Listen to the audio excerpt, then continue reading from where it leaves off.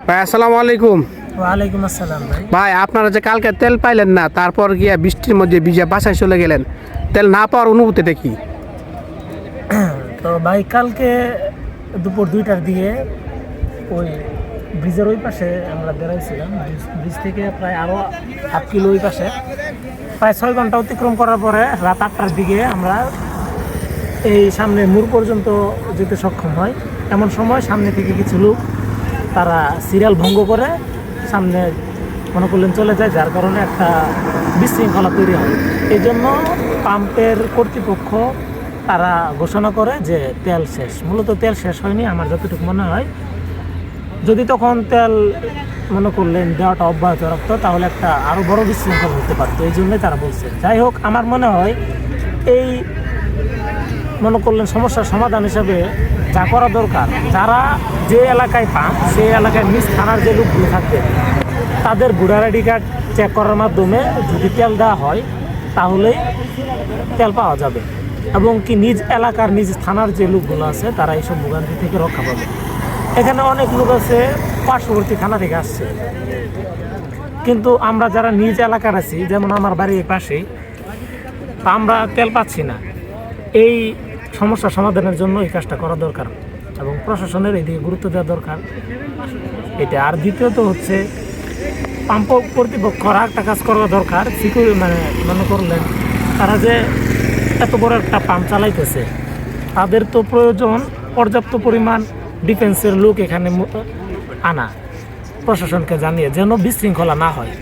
এই 2-1 জন পুলিশ আনার পরে এ দ্বারা এরকম বিশৃঙ্খলা যেন তারা রুখতে পারবে, আটকাইতে পারবে, এটা সম্ভব না। এজন্য ফোর্স বেশি করে আনতে হবে, না হলে এভাবে যদি চলে তাহলে এবার বিশৃঙ্খলা লেগেই থাকবে। এছাড়া আমার মনে হয় না আর কিছু বলার আছে। আচ্ছা, আজকে কি আপনি কি তেল পাবেন মনে হচ্ছে? যদি নিয়ম অনুযায়ী তেল দেওয়া হয়, আমরা এখন ধরেন 500 প্লাস গাড়ি পিছনে আছি। 500 গাড়ি? হ্যাঁ, যদিও তেল আসছে, তেল পর্যাপ্ত পরিমাণ তেল আসছে। নিয়ম অনুযায়ী দিলে, যদি সিরিয়াল মেনটেন করে তেল দিতে পারে তাহলে আমরা আশাবাদী তেল পাবো। কিন্তু এর মাঝে যদি ভিআইপি নামক যদি কিছু লোক ভিতরে চলে যায় এবং পাম্প কর্তৃপক্ষ যদি তাদেরকে সুযোগ সুবিধা করে দেয়, তাহলে আবার সে আগের মতোই হবে। আমরা যারা পিছনে কষ্ট করে দাঁড়িয়ে আছি তাদের কষ্ট বৃথা যাবে, এবং সামনে যারা বিশৃঙ্খলা করে ঢুকতে পারবে তারাই তেল নিতে পারবে। আর আমি যতটুকু খেয়াল করে দেখতে পাচ্ছি, বিষয়টা এরকম না যে শুধু ভিআইপিরাই সামনে থেকে তেল আনতেছে। যে বিশৃঙ্খলা করে ঢুকতে পারতেছে তাকে তেল দিতেছে। এখন কথা হচ্ছে প্রশাসন কি করে।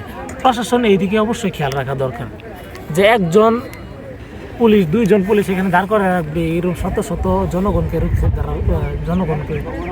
মনে করলেন আটকানোর জন্য। এটা সম্ভব না। সম্ভব না। মিনিমাম মানে এই জনগণকে মেনটেন করার পর মতন কিছু প্রশাসনের লোক লাগবে আমাদের এখানে। এছাড়া ভাই সম্ভব না। এটি আমার বলার।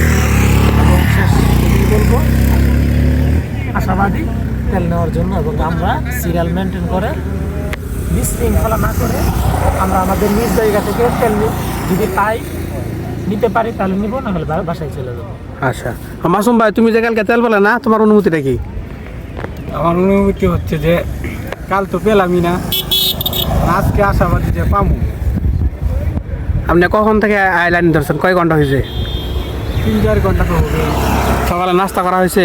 হ্যাঁ, সকালে খাওয়া দাওয়া হয়েছে। আচ্ছা 3-4 ঘন্টা পর যদি তেল না পান তাহলে পরবর্তী অনুভূতিটা কি হবে? আপনি যে 2 দিন ধরে ঘুরতেছেন। চলে যাবো পাম্পের কাছে।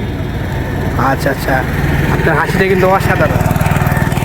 কাউসার সাহেব, আপনার